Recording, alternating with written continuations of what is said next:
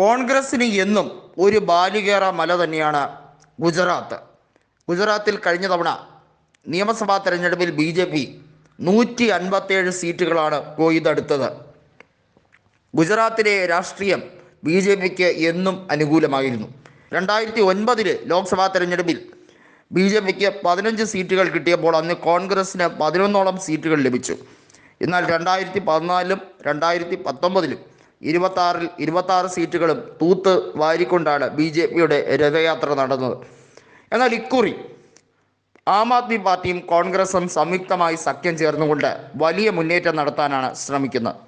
ഗുജറാത്തിൽ ഒരു clean sweep BJPക്ക് ഉണ്ടാകില്ല എന്ന് തന്നെയാണ് അവരുടെ ആഭ്യന്തര സർവേയിൽ തന്നെ വ്യക്തമാകുന്നത്. 4 മുതൽ 5 സീറ്റ് വരെ അവർക്ക് നഷ്ടപ്പെട്ടേക്കും എന്നുള്ളത് വ്യക്തമായി കഴിഞ്ഞിരിക്കുന്നു. മോദിക്കും അമിത്ഷായ്ക്കും വലിയ രീതിയിലുള്ള ഒരു ആശ്ചര്യം തന്നെയാണത്. കാരണം തങ്ങളുടെ തട്ടകത്തിൽ ഒരു സീറ്റ് നഷ്ടപ്പെട്ടാൽ പോലും അത് വലിയ രീതിയിലുള്ളൊരു ഷോക്ക് തന്നെയാണ്. 26 സീറ്റുകൾ നേടിയെടുക്കുക എന്നുള്ളത് അവരുടെ ആഭ്യന്തര പ്രശ്നമായി ഇരിക്കെ തന്നെ അതിനെ സംബന്ധിച്ചിടത്തോളം BJP പ്രവർത്തകർക്കിടയിൽ തന്നെ ആശങ്കയുണ്ട്. ഒരു സീറ്റെങ്കിലും കുറഞ്ഞാൽ അതാത് ജില്ലകളിലെ പ്രവർത്തകർക്ക് വലിയ രീതിയിലുള്ള തിരിച്ചടിയായിരിക്കും കേന്ദ്രത്തിൽ നിന്നും നൽകുക. അതുകൊണ്ട് തന്നെ വലിയ രീതിയിലുള്ള പോരാട്ടം അവർ നടത്താൻ ശ്രമിക്കുന്നുണ്ട്. എന്നാൽ ഇക്കുറി കോൺഗ്രസ്സിന് ചില മേഖലകളിൽ മുന്നേറ്റം നടത്താൻ കഴിയും. ഒപ്പം ആം ആദ്മിക്കും അതിനുവേണ്ടിയുള്ള തീവ്രമായ ശ്രമമാണ് നടക്കുന്നത്. ദേശീയ തലത്തിൽ ആം ആദ്മിയും കോൺഗ്രസും സമാനതകളില്ലാത്ത രീതിയിൽ ഒന്നിച്ചതിൻ്റെ ഒരു ശുഭ സൂചനയാണ് ഗുജറാത്തിലും കാത്തിരുന്ന് കാണേണ്ടത്. അത് എത്രത്തോളം വോട്ട് ഷെയറിനെ ബാധിക്കും എന്നുള്ളത് നമുക്ക് മനസ്സിലാക്കേണ്ടിയിരിക്കുന്നു. കഴിഞ്ഞ നിയമസഭാ തെരഞ്ഞെടുപ്പിൽ ഏകദേശം 14% വോട്ട് ഷെയർ ആം ആദ്മി പാർട്ടിക്ക് ലഭിച്ചിരുന്നു. അതുമാത്രമല്ല 5 നിയോജക മണ്ഡലങ്ങളിൽ അവർക്ക് 1-ാം സ്ഥാനത്ത് എത്താനും കഴിഞ്ഞിരുന്നു.